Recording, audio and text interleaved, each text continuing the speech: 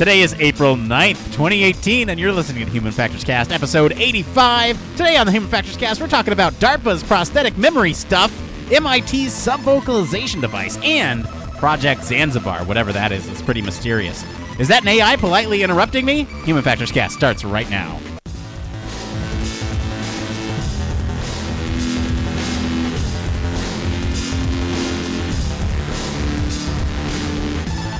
Welcome to Human Factors Cast, your weekly podcast for all things human factors, psychology, and design.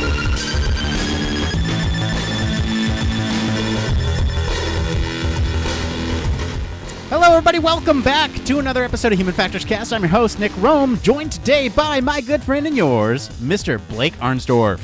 Oh, what's up, everybody? Nick, how are you doing today on this lovely Monday? You know what? I'm just happy to have made it another week through this thing we call life. I'm good.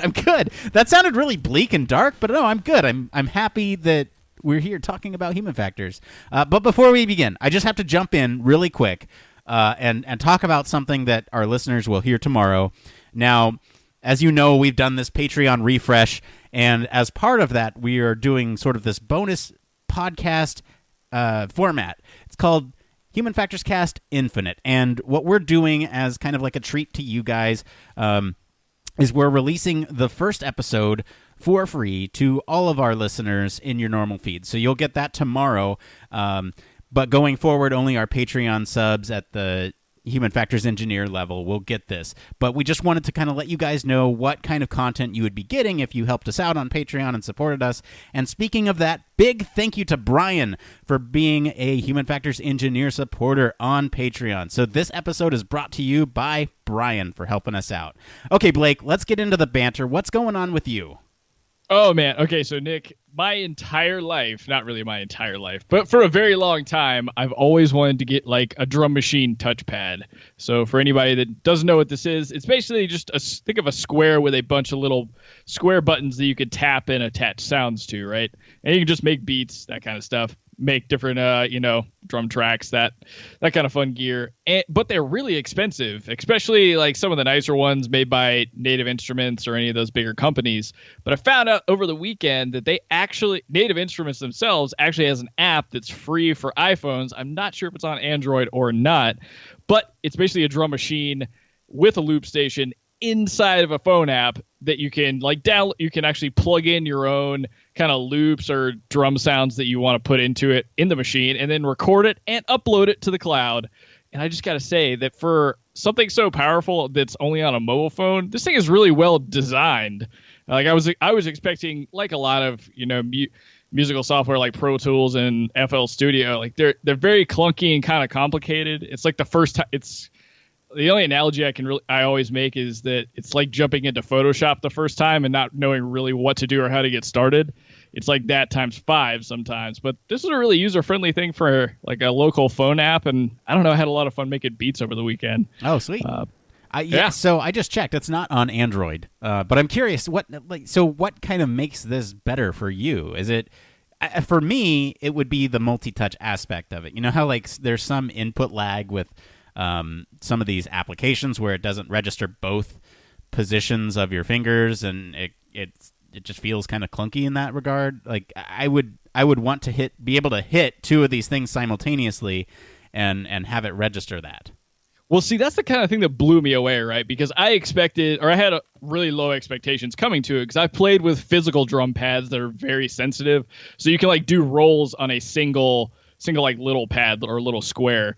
And I was like, I won't be able to pull most of that off. I'll have to just edit a lot of it in the background if I want to do anything really fast or complicated, hitting multiple pads at once or hitting the same pad really fast. And actually, believe it or not, like just from my iPhone's haptic sensors, it's able to really pick it up very, very well. And I don't know if that's because of their engineering teams understanding like what people really want in the more physical product space from companies like Native Instruments, who've been making this stuff for a long time and have worked really hard, obviously over at least one iteration, to build a product that was as similar as you can get to a full drum pad.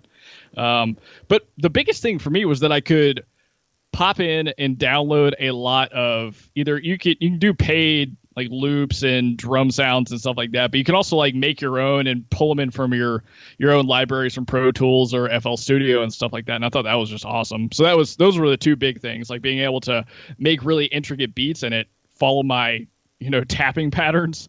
And then being able to pull in my own content. Really, the only design downside is basically because you're limited to the phone screen, right? But even the layout, it kind of facilitates like even I think it's like a 4x4 little drum pad area. So it's pretty great, especially if you're like on the go, like flying or something like that, or just hanging out. Yeah, I mean, I guess for flying it'd be really good because you can't bring a drum pad with you, drum set, and or if you did, that'd be more annoying than a crying baby, I would think.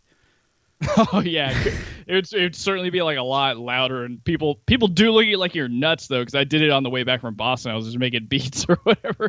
People were like, "Why is he just furiously tapping on his phone? Is he playing Candy Crush? Doing playing Candy Crush over there, really aggressively." Yes.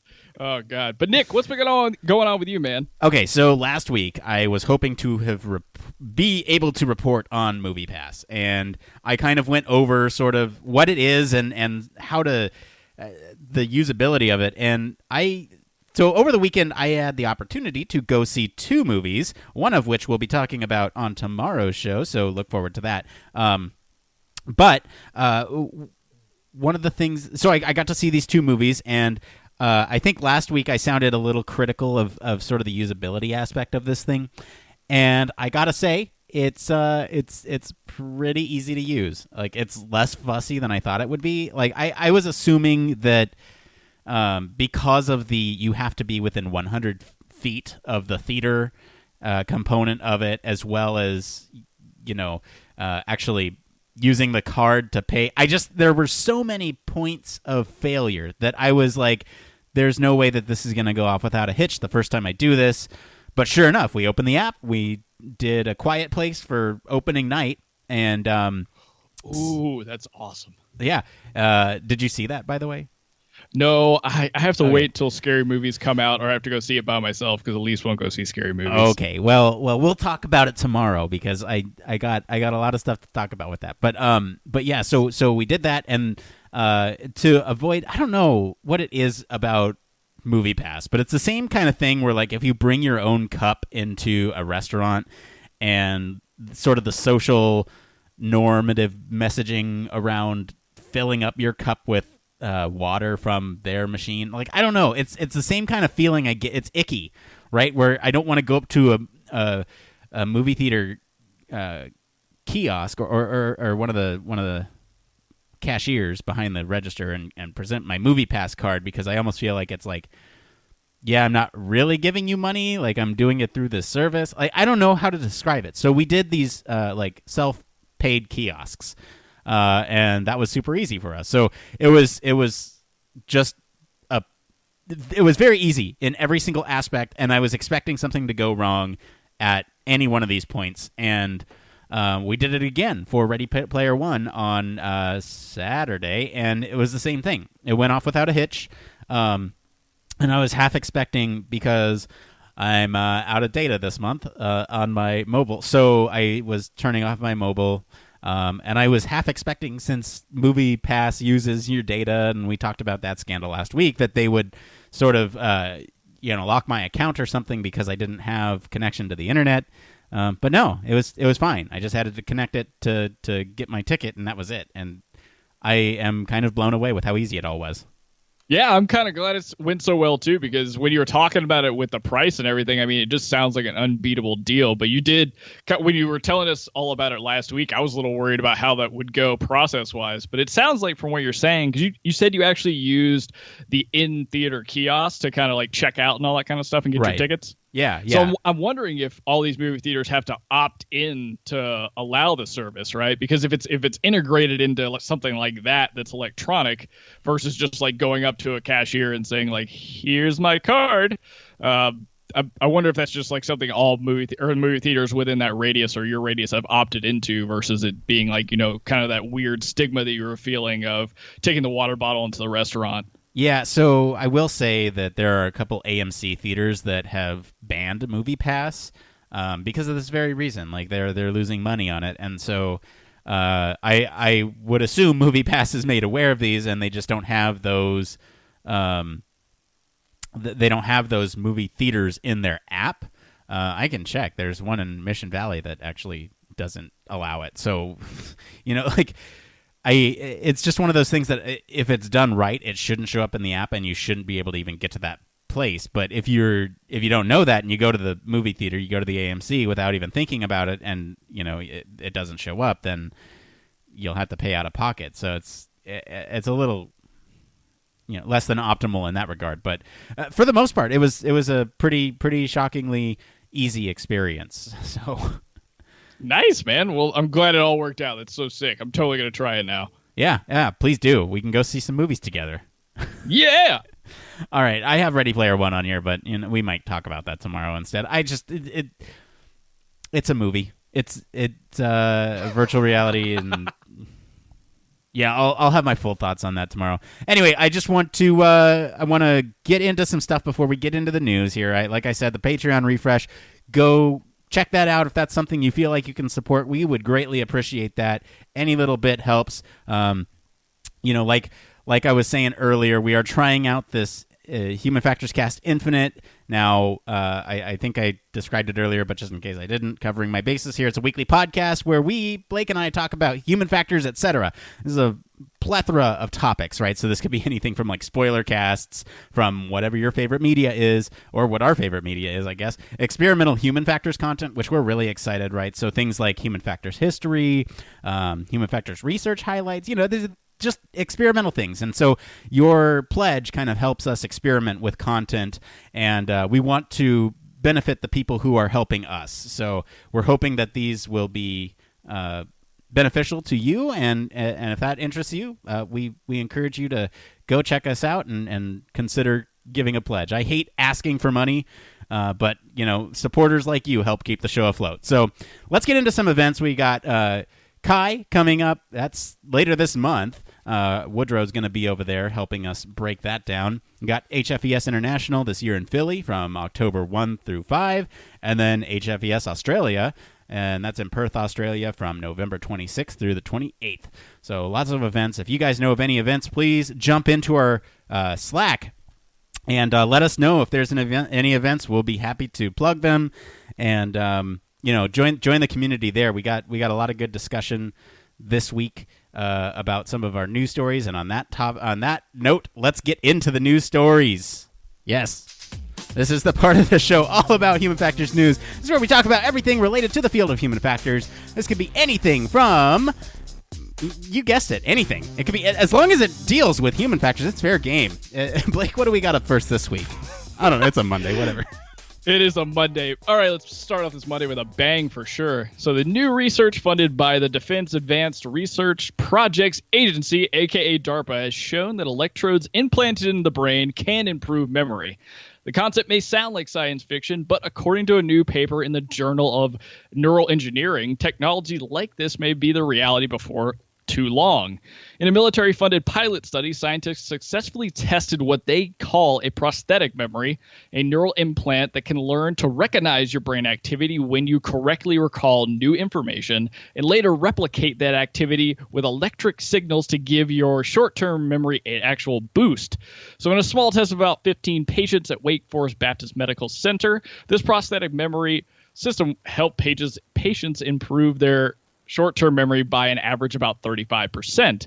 So although the study was small in sample size and each patient already had an existing electrode implants to treat an unrelated condition, it does have a significant meaning in terms of its implications for the future of memory.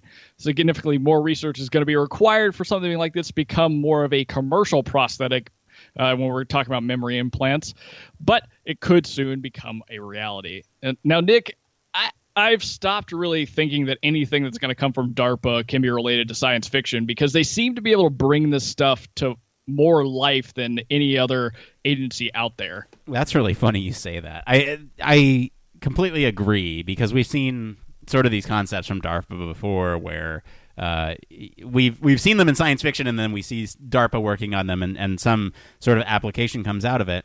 It's not as I don't know. Maybe you can speak to this too, but I don't see the DARPA research being as ubiquitous or pervasive as stuff that's coming out of NASA. I don't know if that's a fair comparison, right?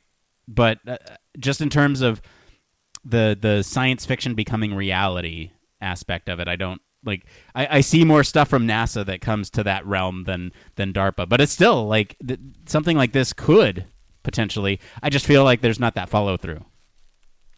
Yeah, you might be right. I mean, we've never really seen a whole lot of throughput like we do with NASA, right? Because we're talking like space stations and all that kind of stuff. And there's always the push to move into space. But I don't know, man. Over the past, it's been almost 2 years that we've done this podcast. I feel like we've had a lot of really cool, researchy type projects that come out from exoskeletons to this prosthetic memory that kind of stop there, right? And I don't know if that's because that's really how that agency functions. And then somebody else kind of picks it up and runs with it, and they get small amount of credit later, or if that's just they kind of hit a wall after we see these stories, because I don't really know what happens at the end of it. Right, I guess that's fair. But this is really interesting, seeing as it's being conducted with actual people. I mean, it's not just a prototype of an electrode implant. This was an actual small but actual test. So I mean, that's something. Yeah, and one important note to make here is that this was tested on people who already had these implants in them, and they were also what were they? They had memory disorders, or what were they? I'm looking for it. I don't see it. Blake, help me out. No, it looks like it's just a basic memory disorder, right? Like some kind of dysfunction where they can't really keep things in I think it's short-term memory very well. And that's really what they had their patients do during this study too, was the test for this, or the kind of like, we're going to replicate what happens at this specific moment in time, was they're playing a basic memory challenge or a memory game. So they're trying to identify several images that have been shown on a screen. You see a delay, and then the image will come back, and they'll have to recall through trials whether they had seen it before or they had not seen it before, just that kind of stuff. So typical memory game. But what's really kind of blowing my mind here about this story, besides this is electrical implants in your brain, was that scientists were able to replicate the actual electrical signals or activity that was happening in that specific part of the brain during when they were experiencing these images. That, yes, for some reason, really, I don't know, that almost seems unreal, because we have such a hard time like conceptualizing how we can pull things out of the brain and then replicate them. And I feel like this is a small step for that, but I feel like if you're pulling electrical signals out of it and able to push them back out, that's one step forward. And if this is aiding memory, or at least in this small sample size, I wonder what the implications are once we get further down the road, when we can fire neurons and stuff like that. Right. Yeah. No, I'm sure Elon Musk is paying careful attention to this from his Neuralink company. But yeah, I thought that was really impressive too. I don't know. I feel really kind of cautiously optimistic about this, only because it seemed like this was such a small sample size. It seemed like these were individuals with memory problems already, and like that's good that it's helping that demographic. But how will this sort of generalize to other demographics, right? How will this help students in school who are trying to learn things for a class? This is like that one step removed from being constantly connected to the internet and downloading things off the internet to your brain, to where you don't really need to learn anything anymore, if that's the case, right? Because you're just a cog in the wheel that can download skills on a whim. And it feels like, especially with your point of being able to replicate the firing that happened in the brain of the neurons during that moment that they were learning, like it seems like it's just we're almost there, and that's scary and cool. I don't know, man. Like I am having a hard time processing this, honestly.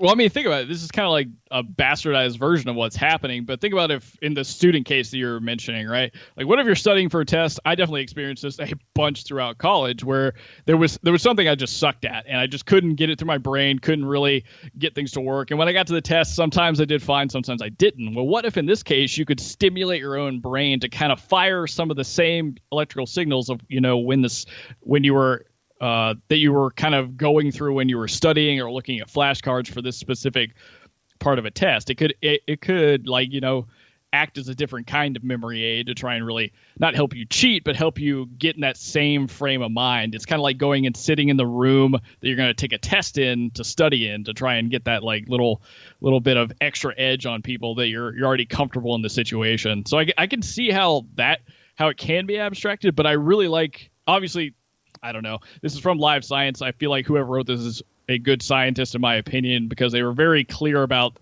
this is a small sample size, but also, too, I mean, this is the very beginning of trying to figure out what we're going to do now, or where to go from here. So I don't know. I want to see what happens in the future with it, but I really don't know what the longevity of this, because, again, it's a DARPA project. We really sometimes don't see the outcomes of these. Yeah, Blake, I'm already ready to get off the rails here, because honestly, the whole using this to stimulate your brain to remember something in school is almost the same argument as like, should performance enhancing drugs be legal in sports, right? I don't know. Like it's a weird ethical line that we'll have to consider going forward too with something like this. I don't know. There's not only does this have implications for memory, but it also has ethical implications for how we use that. I don't know, man. I don't know. Well, I think you bring up a really cool point there, though, because this is how I think about that. I think you will at some point get to that place where it is kind of like a brain PED, in terms of like this is electrically stimulating your brain. But I think we're actually going to run through a grade of that where we're going to have these kind of ethical problems, whether it's like taking different supplements that really enhance your brain over time through, medical science, or if it's things like putting in implants. And then where do you really draw the lines for that kind of stuff? But then let's think about what happens when we get on the other side of that, when it's not just localized to a few people that kind of have these or have access to these, when it's more of the norm, and we start seeing stuff like hive mind existing, where you're basically connected, you're always interconnected with not just the internet but other people through your mind. So it'll change and shift kind of like how those implications and ethical considerations change. So I think it's just going to be a long stretch of what are we going to do about this new emerging technology, and how are we going to keep up with it and keep ahead of kind of that ethical curve. Now we're getting into hive mind stuff. This is some serious stuff that we have to consider going forward. But you know what? I want to get into other ethical implications for technology, and that's in the next story. So let's jump in. All right, let's go. So MIT researchers have developed a computer interface that actually transcribes words that users verbalize internally but don't speak aloud. The system consists of a wearable device and an associated computer system with electrodes in a device that actually pick up neuromuscular signals in the jaw and face that are triggered by these internal verbalizations, saying words like "in your head," but are undetectable to the actual human eye. So the signals are fed to a machine learning system trained to correlate particular signals with particular words, and the system conveys that information to users without interrupting conversations or otherwise interfering with a user's auditory experience. Thus, this is a totally and completely silent computing system that lets the user undetectably pose and receive answers to difficult computational questions or problems, So, yep, Nick, this definitely has very, very wide ethical considerations, especially if we're talking about the world of school. Now, this is a little different because if any listeners haven't seen the picture from this in our Slack, it's very visible on the face. You can definitely see there's some kind of external, almost earpiece looking thing. But Nick, I really want to get your opinions on this. Yeah, so we were talking about this a little bit before the show, and one thing, so I was talking with a colleague of ours, and we were talking about the implications of this in the criminal justice system, and how our thoughts betray us a lot of times. And could we put this on somebody who's on trial? And what are the rights around that, right? Can you legally do this? Can you ethically do this? Because then they could potentially be thinking about something and sub-vocalizing, as this article is pointing out, and this device will then read those thoughts and transcribe them aloud. So I thought that was a huge sort of ethical implication for something like this. I know we keep coming back to ethics with this, but oftentimes new technology really drives the conversation about how will this change the way we interact with the world. And I can see this being a major breakthrough in criminal justice, but also for the right of the person on trial. Is that fair? Yeah, that's a whole can of worms that I wouldn't even know how to tackle, really, because, okay, so in your scenario, who's getting to use this? Is it somebody that's like, is it the defendant or is it an attorney? Yeah, I don't know. See, that's the thing. I would imagine it would be the suspect, that you would put this on the suspect. Whoever. Okay, well, yeah, that's intense, because I mean they could be asking all sorts of questions to themselves, right, and formulating better, depending on what access they have to what information. But if they're smart enough, they could basically, I don't know, convey a very convincing story that might even add up if they can get to the proper information. But counter to that, let's say that you gave, in this case, the defendant and maybe an attorney or a lawyer the same thing. Imagine being a lawyer and not having to spend so much time reviewing case studies and going through different law books and just being able to recall that very, very quickly and make arguments based on the way you need it. So I could see both ways where this really plays out very well. I mean, not just in the the defendant versus attorney case, but like think of two lawyers that are either battling over God knows what. So I don't know. It could go both ways. I don't really see if they both have it where the problem is, because I feel like you're going to get caught out. And I don't know how much information you could be able to pull together as like somebody defending yourself that would help you change the events that had occurred. But I don't know. People are very, very smart. Well, yeah, that's what I'm saying is, like, if you ask the right questions, the person who is sitting, on next to the judge, and you ask them a question, and they literally cannot control their mind in such a way that prevents them from thinking the thoughts, but their subvocalization, their jawbone is then betraying them for that thing, and although they're not saying it out loud verbally, this device could capture that and say it out loud verbally, so there's no way for them to hide. Yeah, that I don't know. This is very abstract, but that gets into like the same territory as the fear of the hive mind, right? Like nothing's private anymore. Yeah. In any aspect. It's always open and available for other people to hear and know your thoughts, which sometimes they're just for you, if that makes any sense. So I don't know. I would have a hard time thinking that was an ethical thing you could do. But in this case, we're talking about what if it's potentially somebody who's on trial for murder, right? And they release something extra by thinking it to themselves that they wouldn't have otherwise, right? Yeah, I don't know. But I mean, this article goes into, so MIT's come up with a couple other solutions or applications of this as well. One of them being special ops, where you're in a noisy environment, but you need to be silent, or potentially people with speech disabilities who can't vocalize normally, right? Like Roger Ebert, who didn't have the ability to speak anymore because he lost his jaw. But could you do something like this that would speak the words for, or like Stephen Hawking even, who couldn't move, but he used twitches in his cheek to communicate. So I don't know. Like there's some cool applications for this, and especially like if you watch the video, there's sort of this guy's walking around this convenience store, and he's looking at prices, and he kind of sub-vocalizes the price to himself of product on the shelf, and then he walks a little bit and sub-vocalizes another price, and it adds them together, so that way it's taking memory from it's offloading memory from knowledge in the world versus knowledge in the brain, right? So he's then taking that information and it's doing all the calculations for him. He doesn't have to worry about it. It's taken care of for him, all from just kind of reading subconsciously.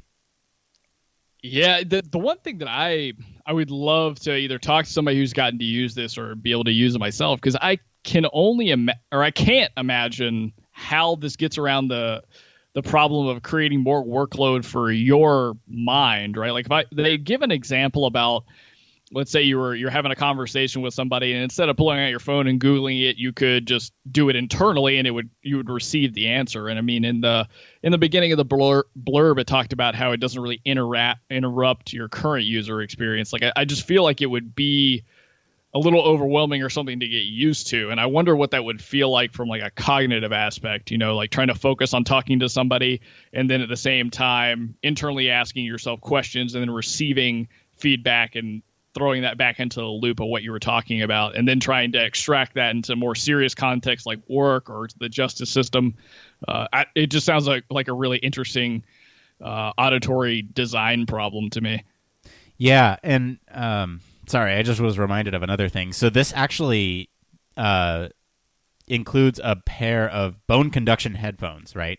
And so this actually vibrates through the bones to the inner ear, so that way you can hear things that don't interfere with what you're processing from the external environment, right? And so some applications of this too would be, I believe one of the researchers was saying, things like where it's super loud, like on the tarmac of an airport or on the flight deck of an aircraft carrier. People are already wearing these equipment to kind of protect their ears, but what if they had one of these on? They could literally communicate with other people, and those signals would be sent directly to their inner ear without having to, so it wouldn't be like hearing through headphones that are also blocking out sound, like noise canceling headphones. That you could actually hear them directly in your ear, so that there's less communication errors.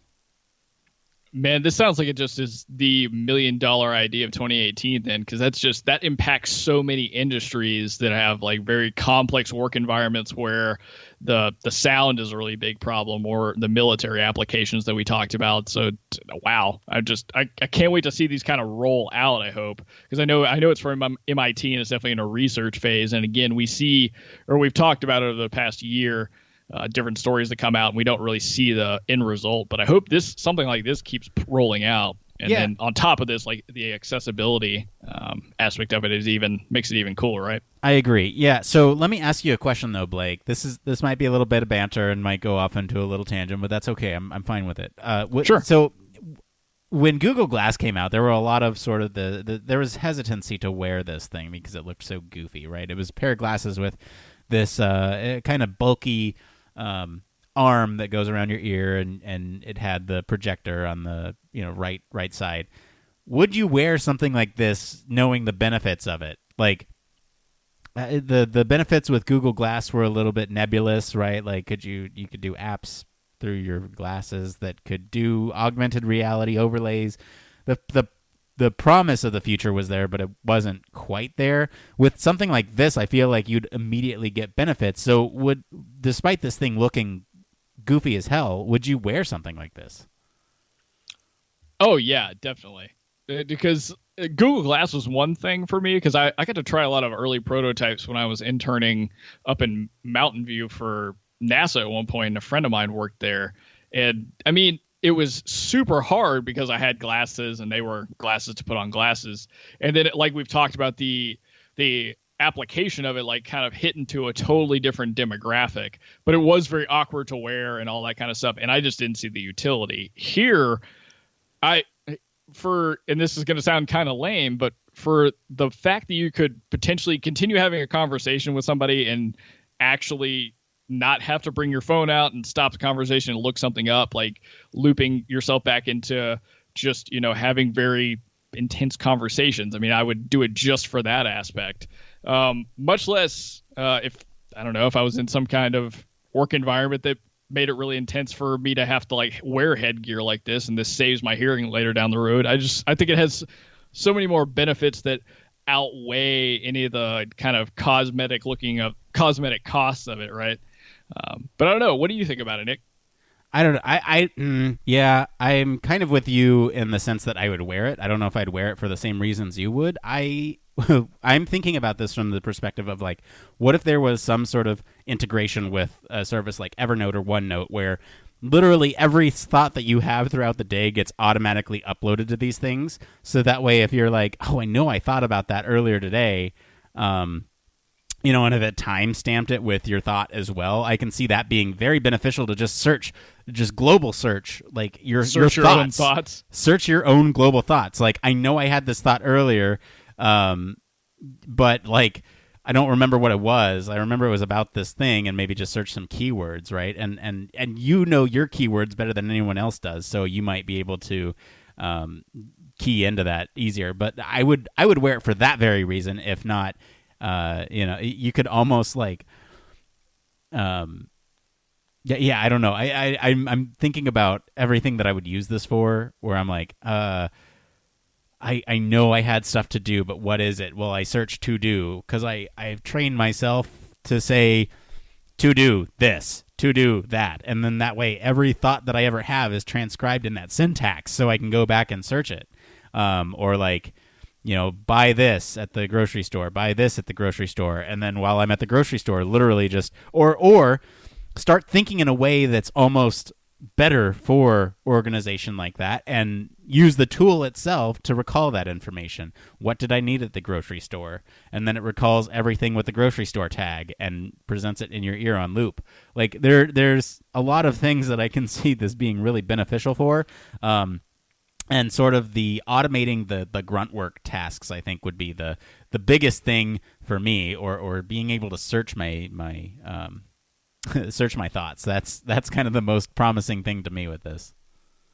Yeah, I think those are great applications. I would love to try it for kind of like a similar reason, but to see if different things that I do during my day actually work out to help my mind function better. If that makes any sense. It would be more of like kind of doing an analysis on what I'd done throughout the day and how that compared over time.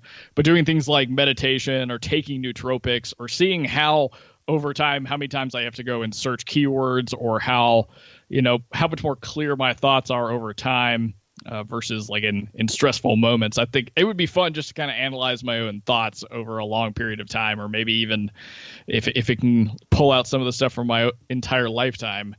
Seeing how your mind has changed over your entire life. That's you, and then the integration with software tools like Evernote would just make things amazing, right? Because you just write things on the fly all the time, or sort of querying your thoughts for how many times you've had a certain thought. Like, I know I've thought of this a million times. Maybe that's but if someone like Amazon or some big retailer gets into that data, then it's really dangerous, right? Like, I've thought about buying this thing 17 times in the last month, and then Amazon starts presenting it to you. Like, there's the dangers with that data too, but I would find it more peace of mindy for me. Like, if I was thinking about buying this thing and it came up 17 times over the last 3 days, like, I'd be like, I should probably just get this thing, right? Compared to like something else that came up maybe once.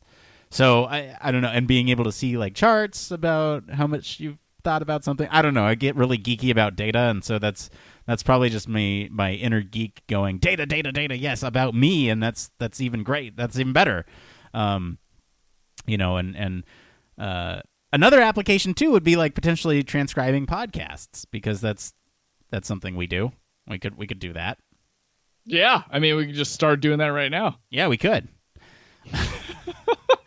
Seriously though, I hope that this becomes either through MIT or through a different outlet becomes like a commercial product, because I think it has a lot of utility, from the data aspect to the simple being able just to query things on the go without having to interrupt like the flow of whatever you're doing. I just think it's one more step to putting everything in your mind, but still being able to offload that information. Yeah. Now, this isn't really in our wheelhouse. We talk about more about the human factor side of things and what the implication is for the user. But I'm curious, what kind of price point would you pay for this type of thing? That's tough. I don't know. 2,000. Yeah, probably that's probably where it'd be put at, right? Like it wouldn't come out for the low. I'd have to wait till Gen 2 if it was 2Gs to start with. Right. Yeah. I mean, I don't know. I don't know if I'd. It depends on how much functionality. If it comes out with the functionality that I described, where anything you say is automatically uploaded to OneNote and I can search it, then I'm in from Gen 1. I'm in. You've sold me for 2Gs. But I don't know. It's just fun to speculate a little bit, I think. But all right. Do you have anything else on this one, or should we move on? Man, let's move on. Wow, I can't believe this. We're 40 minutes in, and we've only covered 2 news stories. All right, so thank you to all of our friends over at Engadget, Live Science, and MIT, as well as... no, that's it. For all of our news stories this week, if you guys want to follow along, you can follow us all over social media or join our Slack for links to the original articles. Forgive me, guys.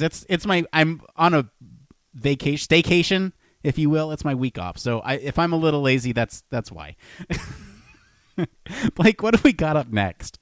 All right. So most AI assistants can't really hold a conversation. Yeah, I know. Siri and I are always fighting. But they're lacking the thing that humans have. So the intuition of when to interrupt and when to restart chat when there's an awkward pause. Microsoft wants to fix that. It's just upgraded one of its chatbots, AIs, with a full duplex conversation that lets you start speaking when it's listening to what you're saying.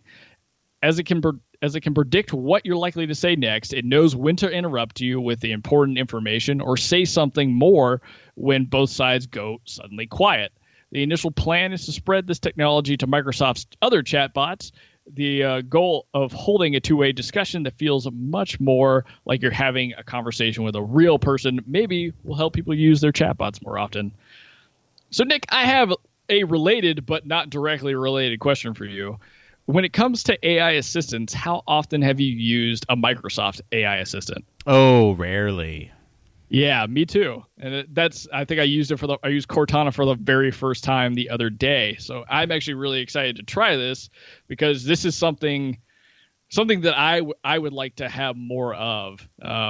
Have it being able to an AI that can take more abstract thoughts or abstractions for what I say, but also hold a real conversation. There's some reason that I want to talk to my AI assistant. I don't really know why. I think part of it's like just this natural human desire to communicate with something else, right? And even though it's not a human, it kind of could potentially fit the bill if it is human enough, right? If it passed the Turing test for one of the thresholds on the Turing test, right? If it did that, then it could potentially give you some of that satisfaction that you're looking for. Like let's say you just want to have a conversation about human factors with somebody, but there's not a whole lot of human factors people in your life. Like let's say you're isolated. Like fortunately, you and I don't have this problem. We talk to each other on a weekly basis, but let's say there's somebody who's isolated in their job where maybe they've got into UX and there's a few other UX people around them. But for the most part, it's like they're the UX guy or girl and there's designers around them and they do the visual aspect of it, but they do the user side of things. But they just want to talk about it with somebody. If you had more conversational AI where they could interrupt you and talk about your day and all this other stuff, everything else that goes with it, I think that would be cool. But we're talking about the ability to interrupt somebody. And I think that's a really crucial sort of aspect of human communication, right? You and I, Blake, as we talk on this show, we have sort of this cadence where one of us will give our side of things and the other person will give the other side of things. And we have this established structure as we talk about these news stories, and it's apparent to our listeners that when they're listening to the podcast, we have a format for how we tackle this thing. But to somebody listening for the first time, maybe they don't know that, and they think we're ranting or rambling or something like I'm doing now. But the important thing is we have this established communication, and in everyday life when you're just talking about something else, there's sort of these nonverbal cues as well as verbal cues that let one party know that you're done versus the other party, permission to speak. And so being able to translate that into an AI is really great, because I don't know how many conversations you've had with AIs where you have to give them an entire thing and then they ask for clarification and you already know what the clarification is and you just want to say it and they don't implement it, right? So, for example, when I set an alarm, it's Alexa set an alarm for blah, blah, blah, blah, blah at blah, blah, blah, blah, blah. And she'll do it, but then she'll ask for clarification as to what is the alarm for, right? But if I go and say that, set an alarm for blah, blah, blah, blah, blah at blah, blah, blah, blah, blah, she still asks the follow-up question because she didn't understand the for of that. But if she could jump in and say, what's the alarm for, before I even say the time, I think that'd be a little bit better conversationally. Yeah, I mean, that makes a whole lot of sense, right? And I get the same kind of weird cadence thing when I use Siri too, because often if I ask her to do something like set a timer or, do any amount of other things, sometimes she'll like have a question, like a clarifying answering question, or a follow-up question, but because of I have to wait until she's done speaking before it'll actually start recording my voice appropriately. Sometimes I miss the key, or I'm like trying to talk to her like right as if it was me and you. I start as soon as her sentence ends, or I feel that it's going to end, and I start talking. And just because of the lag in the recording software or however it's set up, it'll kind of miss my replies and stuff like that. So yeah, I mean, this lack of conversationality, not sure that's a word, but it'll ultimately help, I think, people get more comfortable with talking to different AIs. Because I think the situation you brought up makes a whole lot of sense, right? Like, what if somebody doesn't know about human factors, doesn't know about UX, and wants to learn about it? But also, too, another kind of fun thing there is, I mean, there's the internet and the wonders of Google that allow you to almost find answers to any question you have. But sometimes there's something much more engaging, and I feel like I learn a lot more when I talk to somebody about something I don't know a whole lot about. Yes, I completely agree. Yeah, that's a good point. So I mean, I'm not saying that if I later download the new update for this Microsoft AI assistant that I'll be able to talk to them about quantum physics and really have an understanding of it. But if it's like a building block, right? Like this is the way of kind of moving things forward. That I don't know. It's sometimes I don't want to read. I'd rather just have a conversation, even if it is with an AI robot. Yeah, I completely agree. All right, we got one more story left. Let's get into it because we're bumping up against time. I can't believe it. It's been a Monday night, folks. Goodness. All right, so I'm going to butcher this one. From Ambos to Skylanders. Amiibos. Say it one more time. Amiibos. From Amiibos to Skylanders, game companies have led the toys to life charge to translate real world objects into digital worlds, but those have only translated to proprietary products. Microsoft researchers have developed a prototype smart playmat called Project Zanzibar that can scan in everyday items, even those that don't have a shed of computer tech. Zanzibar is a sensing platform that combines capacitive.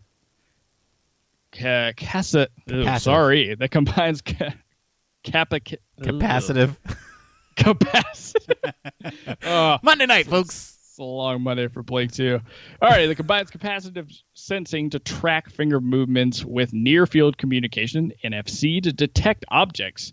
It's also flexible both literally and systematically. So you just hook it up to any tablet or screen and unroll the mat, and you're all ready to go. It can sense objects simply by placing an NFC sticker on the bottom of the object, which tracks them spatially and even vertically, identifying distinct items stacked on top of each other.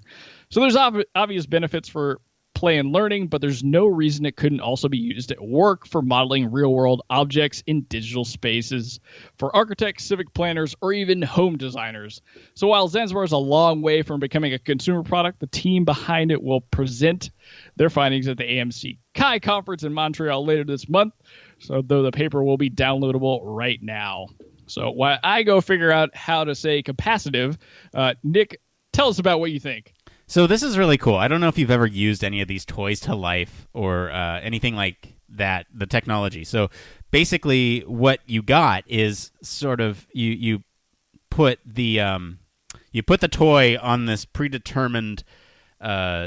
I'm talking about how it is now. So you put like a Disney Infinity toy on this dock, and then you can play that character in the virtual world. But what this is doing is it's basically just a sensing pad that allows any sort of object to be placed in a digital world, which is really cool. So not only can you do like regular objects like blocks or circles or whatever, you can actually do cameras as well. So this could be really great for creating virtual worlds, especially if you like have these building blocks in the physical environment. You can essentially just put them on this thing and then move a camera around on this pad, and even use that for sort of potentially directing like setup or blocking for movies or some of these VR things. Like I'm watching the video, and they have like this situation where you have like two pirates and a cannonball, and it actually tracks all the action.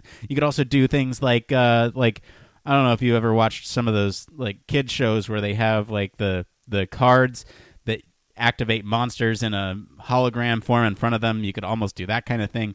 There's a lot of cool applications for this, but I'm most excited for, obviously, me being a VR guy, the building of the virtual worlds, because you could literally take physical components, plop it in there, and be able to block these virtual worlds using a physical environment that you have a much better spatial awareness of from the outside.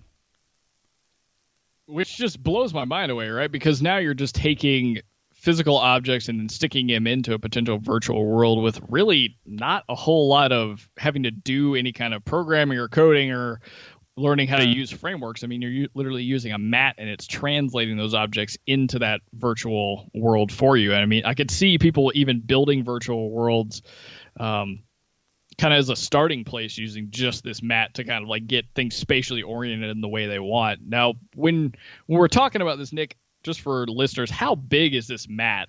So it looks to be probably about a foot tall, maybe a foot and a half wide. This is for Americans, I guess. But let's see, what is a foot?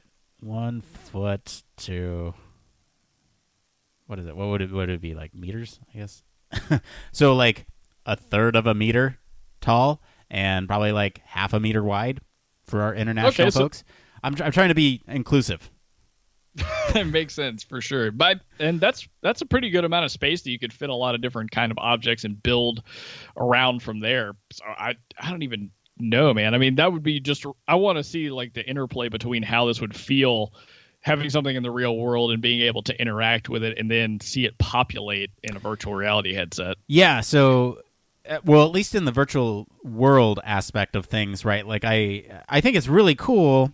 I've played with these toys to life things before.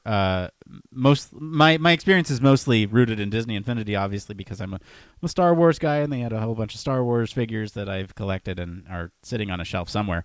But being able to take this figure, plop it on this thing, and see it in the virtual environment is so cool. But this seems like there's so much more control over what is going on. And, the sky's the limit with this thing here, because there's you literally, it is an XY grid that you literally put things on, and it will translate that to the virtual environment. There's no there's no place to dock your figures or anything. It's literally just you put them on this mat and it translates it. So that's really exciting for a variety of reasons. Yeah, I can see I can definitely see why it's going to be at Kai this year, but like from an ergonomics perspective, right? Like being able to interact with something virtually. I mean, what if you could even manipulate the object that you had? Like, let's say you had some kind of physical prototype that you had uploaded to your virtual reality headset, and you were actually able to manipulate it through this pad and then transfer that to something you could print later or ship off to somebody as like enhancements to a prototype. I mean, I feel like this has such implications outside of even just entertainment, but really into like a workplace, especially for physical products. Right. Yeah. I and you bring up a good point with prototyping and manipulating things in the virtual environment. I don't know if you've ever used any software that allows you to create 3D environments, but sometimes, and maybe it's just my skill level, maybe it's user error, I don't know, but sometimes it's difficult to manipulate these objects in 3D environments to do exactly what you want, right? Where you're like, if I could just reach out and touch that, it'd be so much better. Like I know how to manipulate this, and I know what I would do. I just can't get the computer to do it because, you're working on a 2D screen and you're trying to manipulate a 3D environment. Being able to manipulate using that pad would be a lot easier. Oh, it'd be amazing. I mean, you can think about abstracting that idea to different types of software even that would allow you to manipulate things in a way that makes more localized sense to you without you having to try and figure out and understand how a program works or is interpreting what you're giving it, right? Right, yeah. All right, so let's see. We got about 5 minutes. Why don't we get into one of these Reddit questions? But before I do that, let me play the intro because it's important. It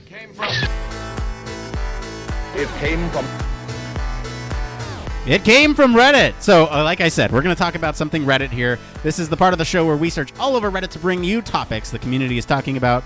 Any subreddit's fair game as long as it relates to the field of human factors and encourages discussion amongst the community. It's fair game. Blake, we got time for one. Like I said, which one do you want to do today? All right, Nick. My vote's for number 2. All right, 2 is a long one, but I think it's a good one. Let's go ahead and do number 2. So this one is submitted to the user experience subreddit from ML Notley. And this is titled, Being Very Underutilized at My Current Job as a UX Researcher. Need advice with either advocating for greater workload or switching companies. ML Nutley goes on to write, Hello, user experience. I need your advice. For the past 2 years, I've been working as a UX researcher at a medium-sized company at the South Bay that does smart home and telecom technology, with my main area of work running beta tests. However, as time goes on, I believe that I'm being underutilized. Despite being a UX researcher, I am frequently excluded from the design process for many of our apps and products. Why? I end up with very little to do during the day. I see my coworkers working on wireframes, etc., and I'm very worried that they see me doing little and get a negative impression of me. I have raised this to my boss multiple times. While he's understanding, he's said that I need to prove myself and show the company's engineers that I'm someone that can be trusted with design and research. Problem is, it's like the conundrum of the entry-level job that requires 5 years of experience. I can't prove myself until I've actually had a chance to do so. I've talked to my coworkers multiple times and offered my assistance. They just smile, say sure, and then they never talk to me about it again. Some seem to be quite cold beyond the normal small talk. I'm starting to get fed up. I'd rather leave and find a new company to work for that can give me more things to do. The problem is I don't have anything truly meaningful to put into a research portfolio. No portfolio, no proof that I can do what I say I can do. At the same time, I'd rather not go through a company change at some point. I just don't understand why I'm being excluded. That's a lot to say. They're not using this guy or girl as much as this person would like to be. So, Blake, I want to get your thoughts on this. This sounds like there's a lot going on. We should break it down.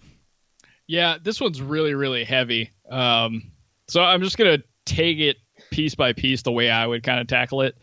So the biggest problem, right, is they feel like they're not being utilized. They're seeing other people doing the work that they potentially could have inputs on. Again, this person has labeled himself as specifically a user experience researcher.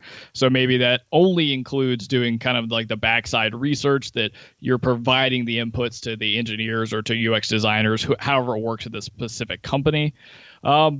And it's totally tough that they're having a hard time like interacting with those coworkers. But being excluded from the design process doesn't mean that you can't figure out ways to help. Because if you are a user experience researcher, you've been at a company for a while, and you're well versed in how to, take the products that they already have and try and reach out to users or build tests that can help you assess where that product's at in its current life cycle or its current implementation. I mean, you can gather that kind of information, distill it yourself, and like your boss says, prove it to the team that you have inputs to give. The one thing that I don't know based off of this post, right, is that they mentioned that they've talked to their boss multiple times. Often it's not the boss that's going to help you here, because even if they do go say something to the team, now you're probably going to get that cold shoulder feeling from at least some of those teammates who are being now told from up on high that you have to work with this person.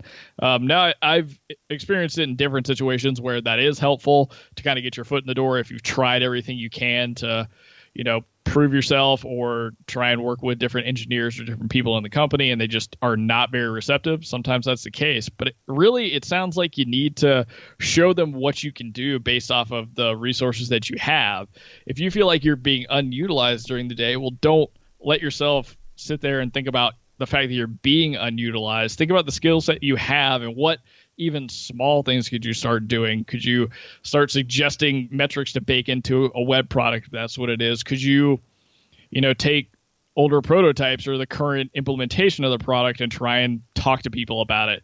Talk to different members of the outside across the company to see where they kind of stand at the specifics of that product itself.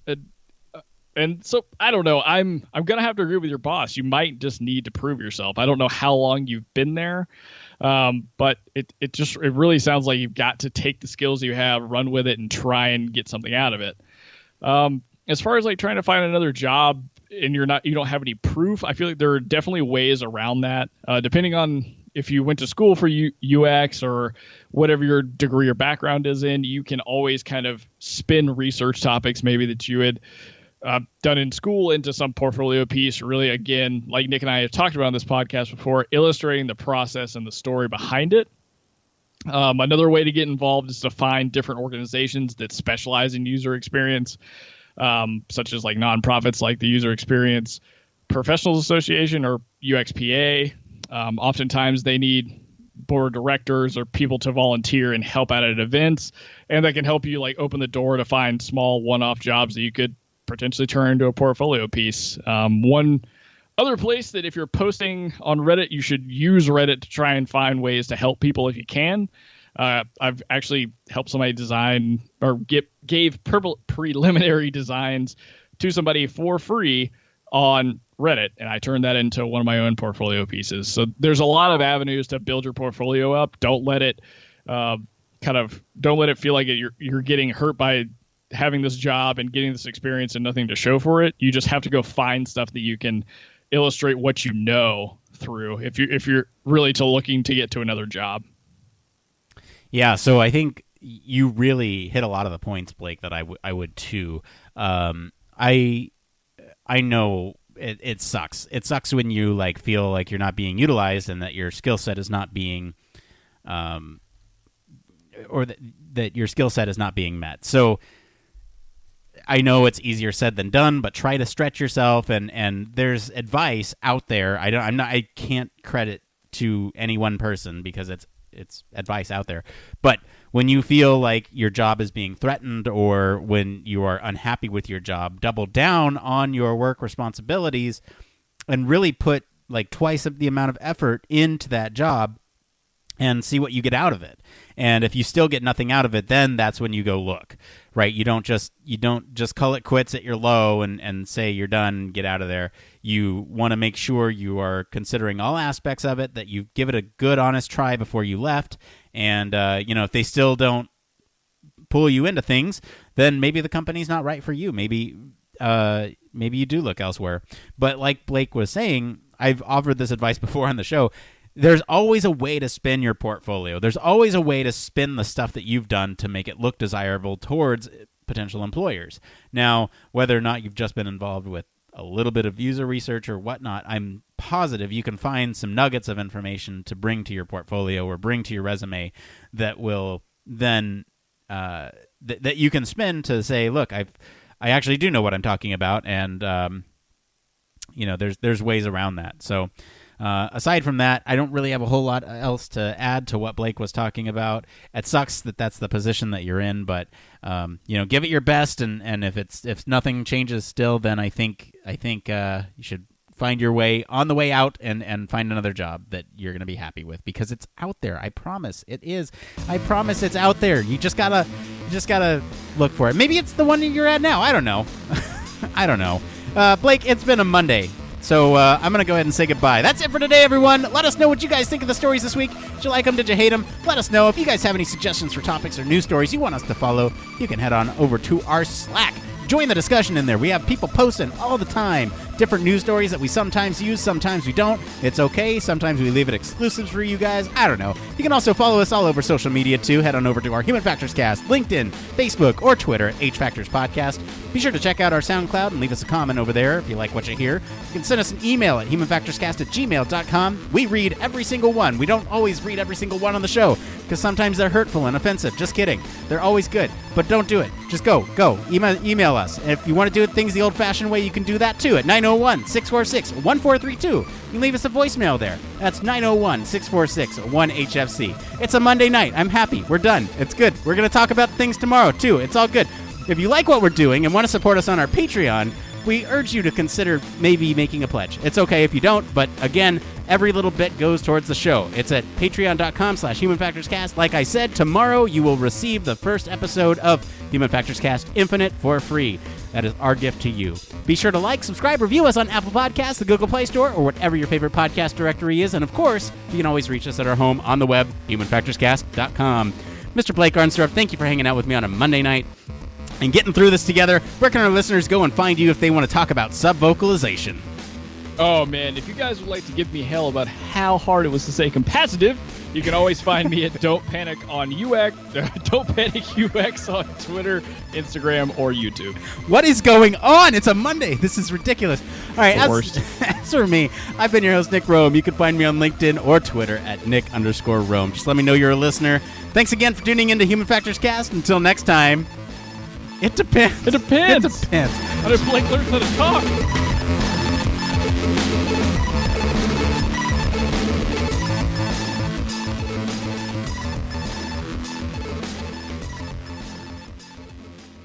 I feel like Garfield. Mondays, am I right?